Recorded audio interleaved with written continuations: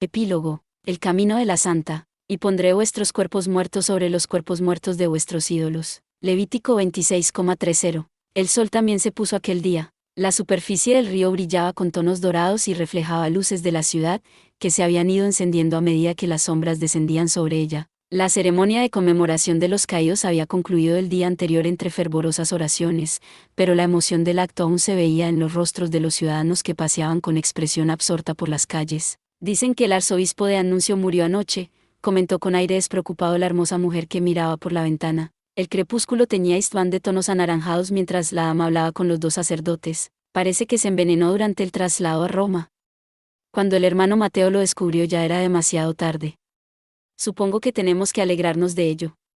Para Roma era un gran problema hacerse cargo de él. Si los medios hubieran descubierto que el arzobispo había conspirado para asesinar a su santidad, el escándalo habría sido desproporcionado, intervino el pequeño sacerdote, analizando la situación con voz monótona. Las posibilidades de que haya sido la Inquisición quien se haya deshecho del arzobispo durante el viaje son muy altas. Caterina tosió ligeramente en su pañuelo. Estoy de acuerdo, padre 3. Muy probablemente haya sido mi hermano quien haya ordenado su muerte. La cardenal asintió ante las palabras de su subordinado. Dejó resbalar la mirada hacia el otro sacerdote, que permanecía en estricto silencio, y tomó el periódico que había sobre la mesa. Imagino que los medios dirán que el arzobispo fue asesinado durante el ataque vampiro. Que murió mártir por defender al Papa y a la Santa. El Consejo Cardenalicio ya ha dado su aprobación a la historia. Caterina lanzó hacia el periódico una mirada sin fuerzas. La Santa está viva, los titulares bailaban sobre la portada en tipografías llamativas. Todas las primeras páginas estaban cubiertas por artículos informando del caso, adornados por imágenes de una Esther de sonrisa forzada sobre el pie de foto, la Santa de István. 2 días antes, cuando se informó del ataque vampiro, la ciudad se estremeció. Sin embargo, las noticias tomaron enseguida un cariz más esperanzador. La vampira había sido abatida y, además, había sido la Santa vuelta a la vida quien había logrado la gesta. Los rumores oscuros se tornaron gritos de júbilo por toda István. Después, se dijo que el anuncio de la muerte de la Santa había sido una maniobra para distraer a la vampira mientras Esther se preparaba para luchar contra ella. El heroísmo de la joven al defender al Papa y la cardenal y acabar con la malvada vampira no había tenido efecto solo sobre los ciudadanos de István, sino sobre toda la humanidad, gracias a los informes de los medios que se habían reunido en la ciudad para cubrir la ceremonia. Ya hacía 2 días del suceso, pero el fervor no solo no disminuía, sino que incluso parecía hacerse más vivo cada día. Pronto la Santa se convertiría en la propia imagen del Vaticano. Desde Roma han llegado instrucciones de reforzar la protección de la hermana Esther. Ahora que se ha convertido en una persona de fama internacional, necesitará unas medidas de seguridad casi del nivel de su santidad, murmuró Caterina como para sí misma, sin apartar la mirada del periódico. Su rostro blanco, que parecía hecho de la más noble porcelana, permanecía inexpresivo, pero su voz se dirigió al silencioso sacerdote. Tendremos que ocuparnos de organizar un equipo de escolta adecuado, pero, de momento, encargaos vos de la protección de la Santa, Abel. La cardenal dobló cuidadosamente el periódico y lo posó de nuevo sobre la mesa. A la vez que evitaba mirar al sacerdote canoso, añadió. A partir de ahora tendrá una labor muy importante que hacer como rostro del Vaticano. Sé que os dará mucho trabajo, pero, por favor, encargaos de que no se vea envuelta en ningún lío. De momento, contactad con el Ministerio de Información y ocupaos de que los medios no se le echen encima. ¿Puedo hacer una pregunta, Caterina? La voz que interrumpió las instrucciones mecánicas de la cardenal era muy serena, incluso demasiado. El sacerdote canoso se arregló el puente de las gafas y, con la voz menos emocionada de que fue capaz, continuó. Os pedí, por favor, que me informarais del paradero de Esther tan pronto como tuviéramos noticias suyas, pero enviasteis a 3 y Mónica a buscarla sin decirme nada. ¿Por qué? ¿Acaso os olvidasteis de avisarme? Un largo silencio fue la única respuesta de la cardenal. Su rostro gélido no mostró ni el menor rastro de emoción. El ruido de las agujas del reloj de pared se extendía por toda la estancia como si fueran los propios latidos de la hermosa mujer. Sus órdenes habían sido las correctas. Caterina no lo dudaba. Finalmente, todo había acabado bien, pero cuando había tenido que tomar su decisión, la existencia de Esther Blanchet tenía implicaciones terribles para ella y para todo el Vaticano. Después de todo, la Santa estaba actuando conjuntamente con una vampira. Si los medios hubieran olido algo de ello, el Vaticano habría recibido un golpe terrible en su autoridad moral. Tomar medidas drásticas para evitarlo había sido la única decisión correcta. Pero de todos modos había algo que le impedía explicárselo así a su subordinado. ¿Por qué no me respondéis, Caterina? Preguntó de nuevo el sacerdote, al ver cómo la cardenal dudaba. La hermosa mujer mantenía el rostro en un ángulo cuidadosamente calculado para no tener que mirarle a la cara, pero que no pareciera que le daba la espalda. Caterina, no quiero ni pensar que lo que estoy sospechando pueda ser cierto, pero... Recibimos noticias del paradero de Esther Blanchett justo antes de que nos encontráramos en el hotel, padre Nitroat. En vez de la hermosa mujer, fue una voz monótona la que le respondió. De cara a su superiora, el padre Tres buscó a su compañero con la mirada mientras explicaba. Es cierto que deberíamos haberoslo comunicado, pero no hubo tiempo. No pudimos avisar ni siquiera a la duquesa de Milán, asumo toda la responsabilidad por mis decisiones. Os pido disculpas si mis acciones os causaron algún mal, padre Nitroat. ¿Es eso cierto, Caterina? Abel ni siquiera se giró hacia su compañero.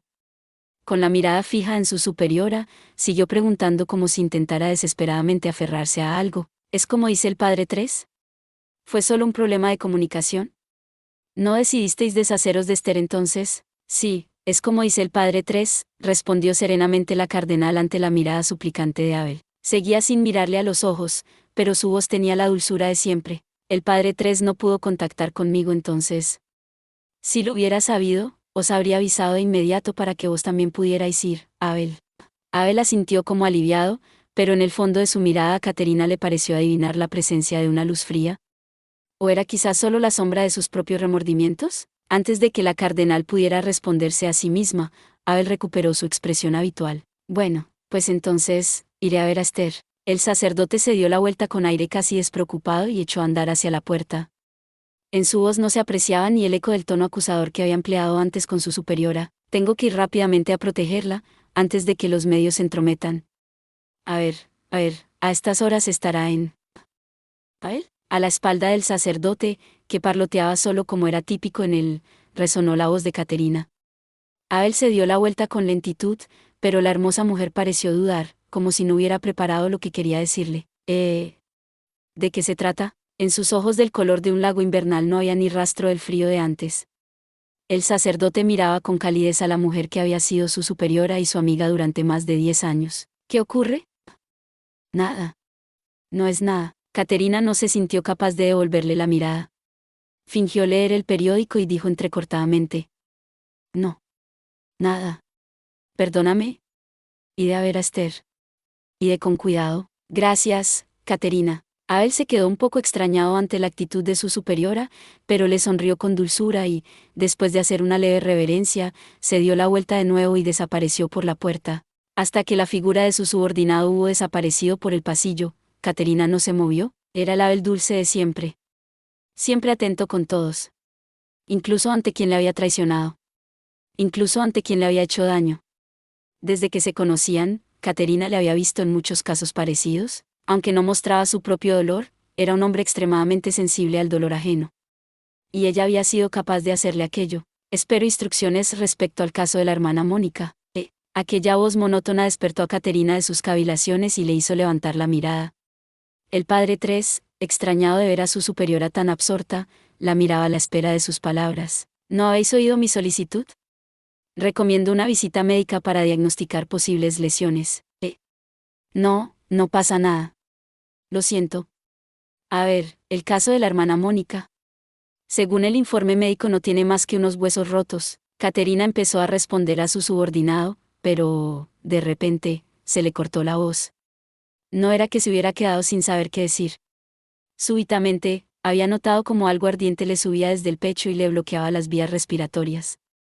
La nariz se le llenó de un hedor metálico y la hermosa mujer tosió con más violencia que nunca. Eminencia. La voz del soldado mecánico no podía mostrar emociones, pero había en ella un eco de desconcierto. Antes de darse cuenta de lo que ocurría, a Caterina se le nubló la vista. Al llevarse de forma instintiva la mano al cuello, sintió el tacto de un líquido cálido y se dobló sobre la mesa. Eminencia. Que alguien llame a un médico. Deprisa. La cardenal oía los gritos a su alrededor como si vinieran de un mundo lejano. Sentía como el pecho le ardía, pero en las manos y los pies notaba un frío extraño. Era como si la vida le abandonara las extremidades. La noche aún no había caído, pero sus ojos no veían más que oscuridad. Entre las sombras, alguien susurró. Abel, para ti no soy más que Aquella voz fue lo último que oyó Caterina antes de perder la conciencia. Santa Esther, murmuró la monja ante la lápida recién erigida. Después de que la catedral de István se convirtiera en la sede del arzobispado, el cementerio municipal también se había trasladado allí. En aquel cementerio que daba a las ruinas de la catedral de San Matías había poca gente enterrada y prácticamente ningún visitante. Aquellas dos lápidas estaban puestas en un rincón casi como si quisieran escapar de la mirada de los curiosos. Una era muy nueva, la otra más antigua. Ambas compartían una extraña peculiaridad: la piedra arenisca blanca no llevaba el nombre de la persona enterrada debajo. También las unía el hecho de que ambas tenían un ramo de rosas invernales posado encima. La última vez que vine me hice muchas preguntas. ¿Por qué tuvo que morir mi familia? ¿Por qué tuve que luchar para sobrevivir? ¿Por qué tuve que mancharme las manos de sangre? Quería encontrar respuestas a todo. Arrodillada ante las lápidas, la monja murmuraba para sí misma. A lo lejos, el cielo del crepúsculo brillaba con un tono dorado. La muchacha que amaba aquel paisaje ya no estaba en ese mundo, pero igualmente el sol se ponía con una belleza casi cruel. Mirando hacia el cielo, la monja dejó sobre las tumbas el periódico que llevaba doblado en la mano y siguió hablándoles a aquellos que allí descansaban. La verdad es que aún no entiendo este mundo. ¿Por qué tenemos que matarnos unos a otros? No lo entiendo en absoluto. Solo sé una cosa, que seguir así no es lo correcto. La voz le temblaba ligeramente. ¿Sería por el frío del crepúsculo? Los ojos de la muchacha brillaban con fuerza, como si en ellos estuviera esculpido su propio destino. Por eso, Sara, me convertiré en la santa. Esther se puso de pie, mirando la foto de la santa que adornaba el periódico como si fuera la de una antigua enemiga, y le susurró a las tumbas. Sí, me convertiré en la santa, y arreglaré esos errores. Por favor, cuidadme desde aquí. La santa sale de nuevo de peregrinación. El sol poniente teñía el cementerio de tonos anaranjados. Mientras observaba a la muchacha a través de los cristales tintados de la limusina, el caballero de traje negro sacó una botella de vino. El Egri Caber era un vino húngaro cuya producción el marqués Gyula había requisado para consumo propio, pero que después de la liberación no había vuelto al mercado. Una botella alcanzaba entre los coleccionistas precios astronómicos, pero el hombre se sirvió una copa como si nada. ¡Salud! Que tengas buen viaje. Y que nuestros caminos vuelvan a cruzarse. Mientras vaciaba la copa de un trago, la muchacha se giró y echó a andar de forma decidida entre la luz dorada del crepúsculo. Con una expresión de beatitud, como si estuviera viendo una estampa religiosa, el hombre se dirigió al conductor del vehículo. A veces, el destino nos prepara encuentros espléndidos. La vida está llena de sorpresas y alegrías. ¿No te parece? Ante la pregunta del hombre, el joven sentado en el asiento del conductor solo le respondió con una mirada por el retrovisor. Bajo los cabellos grises, tenía media cara vendada y uno de los ojos cubierto con una gasa blanca. Tras devolver la mirada con satisfacción a aquellos ojos que le miraban con intensidad casi monstruosa, el caballero se sirvió otra copa de vino.